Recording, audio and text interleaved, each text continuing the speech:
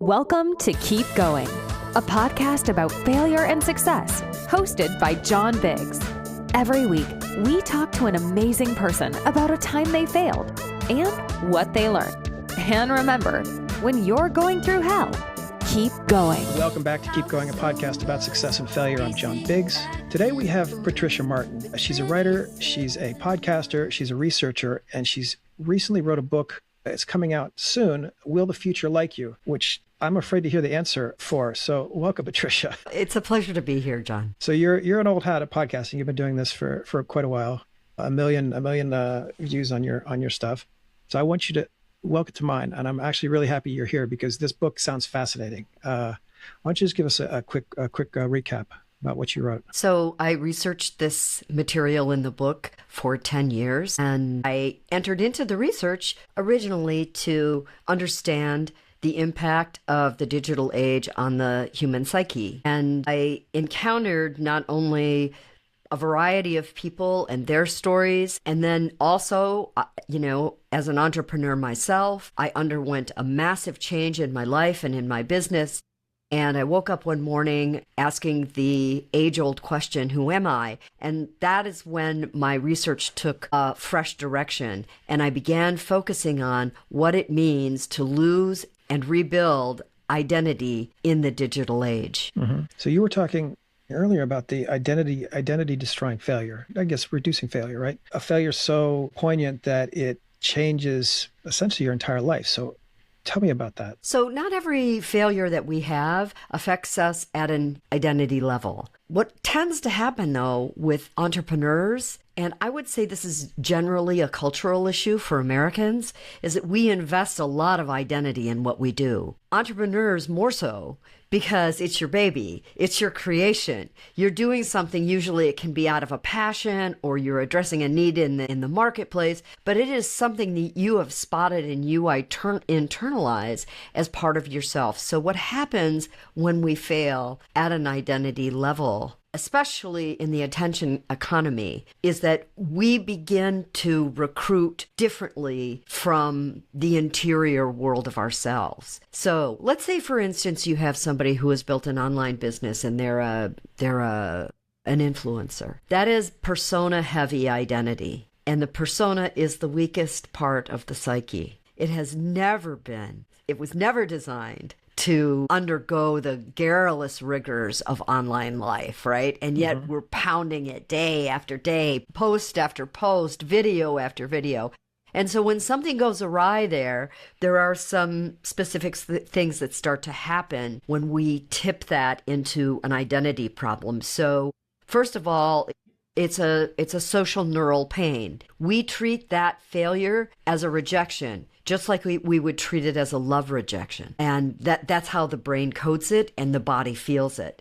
The other thing that happens is it's probably not a surprise that we get a cortisol rush from that kind of failure, but it has a lingering effect. And probably, I think the most intriguing thing that came out of the neuroscience is the amount of adrenaline that courses through the body during a failure that is specific to the loss of identity. So it's as if we are now hyper vigilant to find our sense of self again, and we begin the search to recruit back the sense of who we are. And so that has an effect that is, your dopamine goes low. So now you're operating on cortisol, adrenaline, and low dopamine. So it's kind of a perfect storm for feeling really empty, lost, stuck, disconnected. So, you'll talk to people who have had a failure like that, and it requires in the attention economy more than just grit, because it's moving so fast.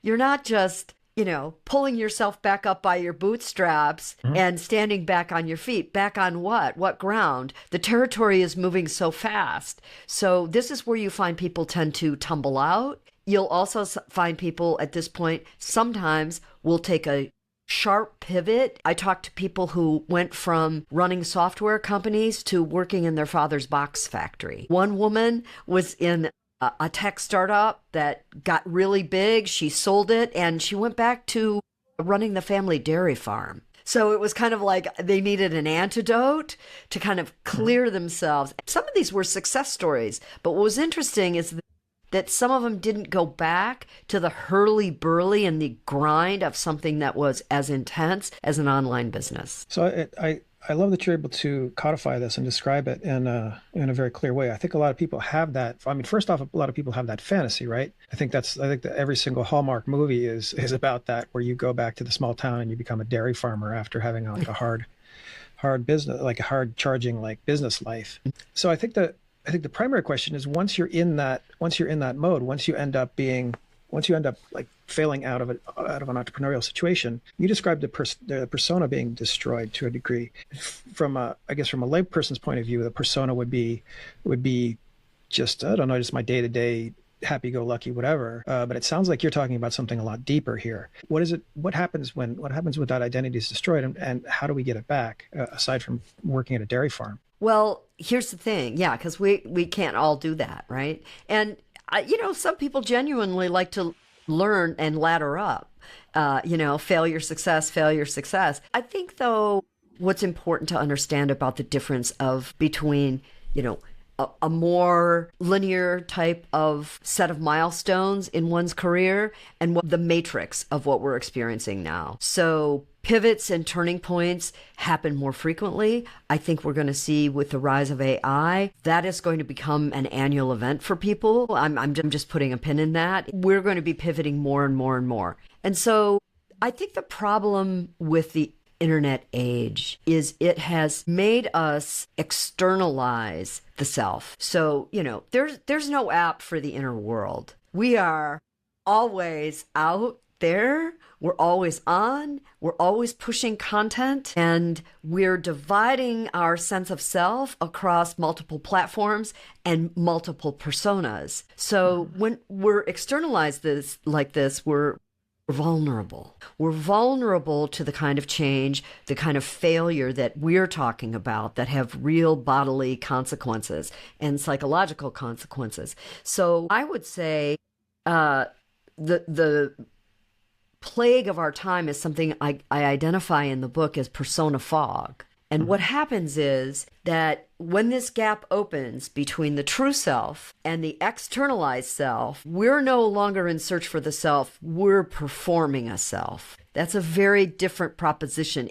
The self is at arm's length to begin with, also making us vulnerable. And so when we take a loss and we're in this fogged state already, first of all, it's very hard to hear the signals from the self. So I'm a Jungian, right? People fall into, you don't look it. Are you a Freudian or a Jungian? And I'm a Jungian. And Carl Jung's definition of the self is that it is actually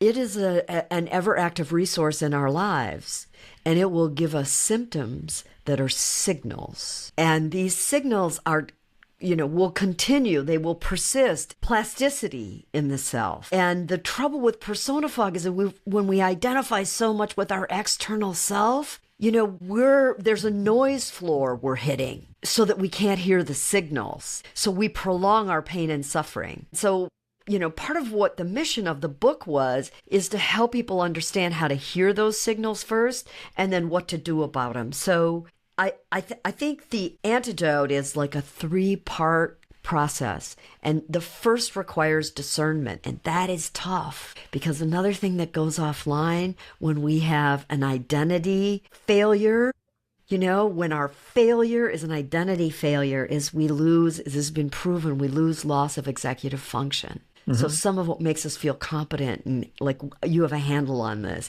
is lost to you. And that also means a loss of discernment. So having to tune into yourself becomes a practice. It's not a hack. It's a practice. You have to get good at listening to the signals of the self so that you can pull yourself up off the noise floor. The second thing you can do is, this is so simple and this sounds a little self-helpy, John, but we're losing this ability to reflect. I mean, you could talk to anybody in psychotherapy and they will tell you what the one primary skill is: self-reflection. We're so out there. we found it hard to get back in here. And the myth of the digital age is that what we put out there has no effect, right? About what's going on inside. Like, that is the biggest myth we need to shatter. So, reflection is like, okay, I failed. How is this making me feel? What's going on inside there right now? Just asking ourselves a simple inventory of questions. And then I think the third thing is to confirm with yourself, own it. This is what's happening to me. This is how I'm reacting to this psychologically and physically. And then to seek a witness, to seek someone to talk to, someone who can reflect with you and remind you, well, this is how I see you. This is how I've always seen you. I can't state this enough. And it's part of what made me seek out psychology, because as I was interviewing some of these entrepreneurs, they were kind of turning me into their therapist. And I thought I was in over my head, like I'm a researcher and I'm a writer. I'm really not qualified. So that's what kind of turned me into a Jungian. I mean, that's literally why I did this podcast, right? So I was a hard charging journalist weirdo for TechCrunch. I would get pitched at urinals. Like, it would just like, I had a million friends around the world, but like if I was in a pinch, not a single one of them would pick up the phone, right? So that was the depression aspect. And I also met so many entrepreneurs that were clinically depressed, and some of them who died. Like, I knew quite a few folks who just couldn't handle it. And I think this is so vital. I mean, those three things that you just described are just, the self-reflection, I think, is the other thing. But I would also argue that in this day and age, those entrepreneurs are going to like mushroom retreats or whatever to get their self-reflection. Is that an alternative? Is that a way to go? Does it need, or should it just be sober reflection in a dark room? Well, I think it's interesting that people are trying to ingest consciousness. Exactly. That's the answer, right? Yep. It's like you said there's no app for the self, but to a degree, a couple of mushrooms are kind of like that. It's like Matrix, Neo in the Matrix. Right. And so, I mean, this is the danger of my work all the time. You've been asking me good, deep questions, but, often people just want the set of 10 hacks, the listicle. And that's not what this is. I mean, I'm really asking people to take a hard look at what's happening to them and how they're losing their sense of self and what the costs are. And you're right about the cost, because, one of the people that I had in the research study attempted suicide. I mean, the costs are very real. So what you're really talking about, though, is rich, because, Carl Jung was a big believer that much of what makes us who we are lives in the unconscious. It's not a fish, it's a whale we're riding on. And so to access that is vital in restoring your sense of self. And so it doesn't surprise me that, people are taking hallucinogenics and people are ketamine and people are trying to get there however they can. I have never done it myself. So I've looked at some of the science on it. I can't poo-poo it, but I certainly can't proclaim it either. I think the more opportunities you have to raise the unconscious and make it conscious, the better you're going to be. So keep in mind, the persona is attached to the ego. And Carl Jung said, every defeat of the ego is a victory for the unconscious. And so the more you can fuse the two, the more resilient you're going to be. So this is like keeping just a simple dream notebook next to your dream. I mean, one of the things that I found is that some of the entrepreneurs I interviewed were so strung out, they weren't dreaming anymore. And this is a signal. This is a signal from the self that you're starting to lose your attachment to the unconscious. So anything you can do to tap into the unconscious, meditation, walking, re-embodying yourself. I mean, we live such disembodied lives in the digital culture that even reconnecting to your senses by walking outdoors has a huge impact on your inner world. I feel like from a Jungian standpoint, we could argue that some of the self-medication and raves and all that other good stuff, the group activities, et cetera, that these folks are like Burning Man or whatever, they're trying their damnedest, right, to hit those notes and try to bring that unconscious up. What does it mean in a normal sense? Explain to me the idea of dissolving the ego and connecting to the unconscious. So the ego serves a function. That's where your executive function emanates from. The ego plays a role. The ego is there for a reason. The ego will keep you safe. But the problem is that the ego is hungry, and it will turn everything you do in your life into a project of the ego if you're not attuned to that. And so this is where, sometimes for an entrepreneur, the ego will get, you hear phrases like, you're getting in your own way. That is typically the ego wanting to try to protect you from taking risks. So being able to monitor the ego is valuable, especially for people who are reaching high, strivers, entrepreneurs.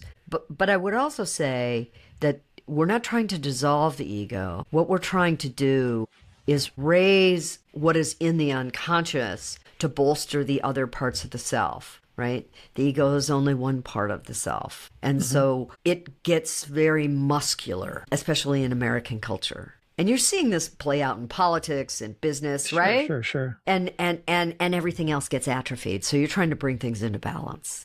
So the suggestion is that the ego doesn't allow for, obviously reflection and obviously maybe kindness to a degree. I mean, if we look at the current political state, it's all ego, right? It's all bluster, and it's all just the assumption you being right constantly is what's polarizing us. So the question I have, especially related to the book, is how do we survive this next decade, right? So I was speaking to a guy just now who's been a coder all his life. He's probably one of the best coders I know, and he says he's going to be obsolete in half a year, basically because of AI. The bosses who are full of ego say to themselves, we can replace this guy with a couple Claude instances, and we've saved $200,000 or whatever this guy wants for his contract. How are we even not the hard chargers? How does middle management survive this? How do the folks who are eking out a living being journalists and media creators? What you have to answer is,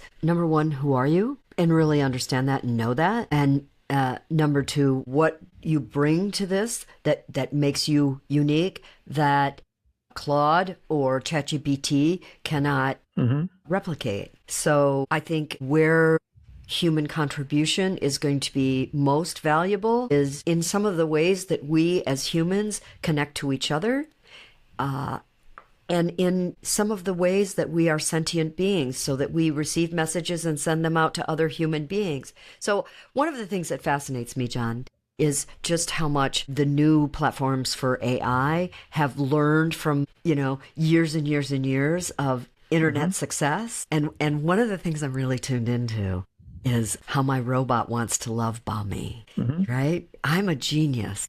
And I have to tell you, if you talk to my robot, he would tell you all kinds of things about just how special I am.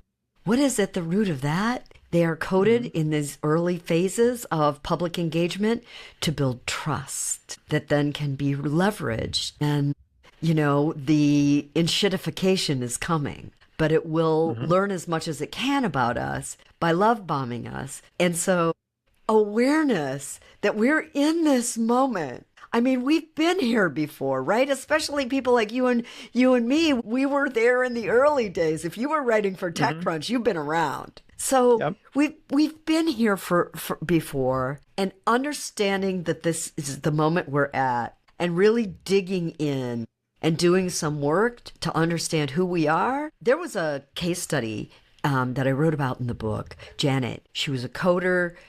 At a very young age, she went to a STEM school, and she was great at online gaming, massive multiplayer games. She was great at,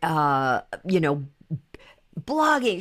She was on every single platform at the time that was available to her, and she was 17. And around 18, she was getting ready to apply for colleges, and she was like, she said, this was her phrase to me, I felt empty.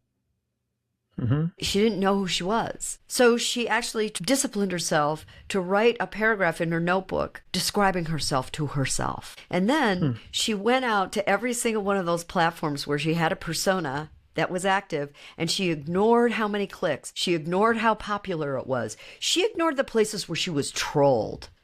And she said, is that me? Does that align with this paragraph? And if it did, she kept that voice. And if it didn't, she self-regulated. And it was at 18 at too, 18 years old. And I thought, what a lesson. So this is heartening, right? So I'm actually, usually these things end up as like not being so chipper, but I'm trying to find a corollary, historical corollary for where we are right now. I mean, we're talking about, I always think about this scene in American Splendor, where Paul Giamatti's working in a hospital, and this is the 70s. He's working in a hospital where there's paper files everywhere, all over the place. Like in a few years, those paper files would have been gone. But at that point, he was, as Harvey Pekar, was like in a room full of paper, and he was perfectly fine. He was perfectly happy. He was the kind of guy who wanted to be alone in this room. But when all that went over to computer, when all that went automated, when it changed, he no longer had a place. So who loses that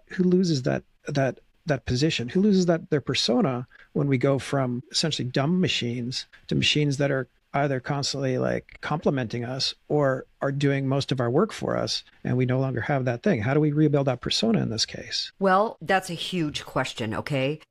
And listen, I'm still figuring some of this out myself. I realize that I have stumbled on territory that a lot of neuroscientists are also still trying to figure out, and psychologists. And the other thing about this is interdisciplinary work.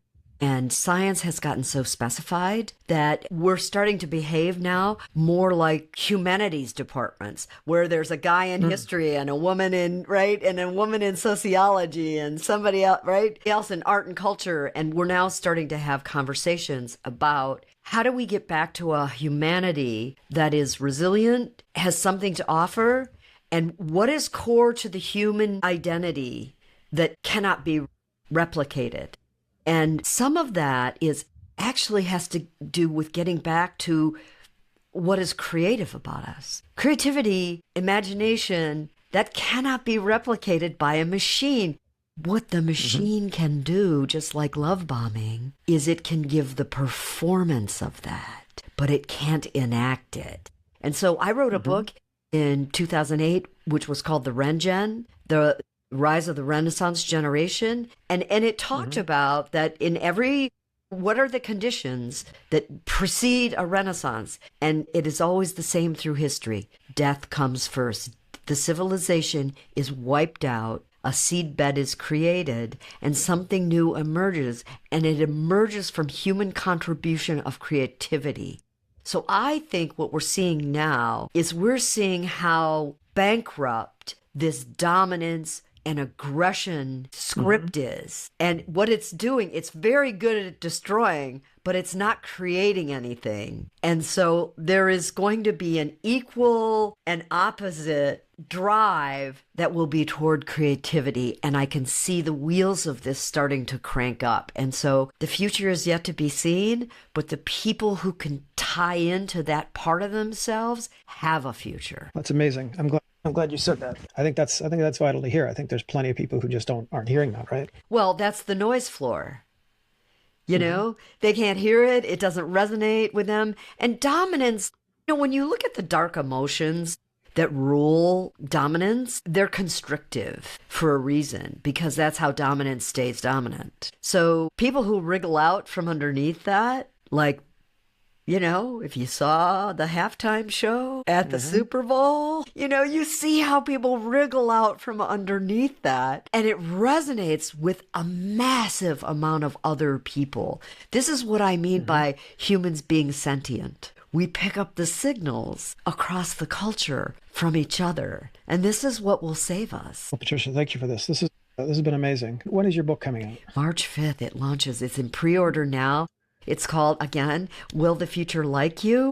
And it's about this age of hyper reinvention, when we're having to pivot and reinvent ourselves, what it's doing to us and what we can do about it. We've made a lot of people like me happy, because I have like on my LinkedIn, I think it's like 2 or 3 pages of just like doing different things almost every year, which I think that makes me an early adopter of this future, yes. Right? It's scary, but it's fun. It's scary, but it's fun. And you're going to figure out like what keeps you resilient. The recipe is a little different for everybody, but the fact that you're asking questions and you're curious, the self always knows what it's doing. Wonderful. Well, thank you for this. This has been amazing. Thank you. Pleasure. This has been Keep Going. I'm John Biggs. We'll see you next week. Thank you for listening to Keep Going, a podcast about success and failure. Remember, Keep Going is entirely listener-supported. If you're listening to this, please head over to keepgoingpod.com, where you can subscribe to the podcast for as little as $5 a month. This is a labor of love, and every little bit helps. Thanks for listening.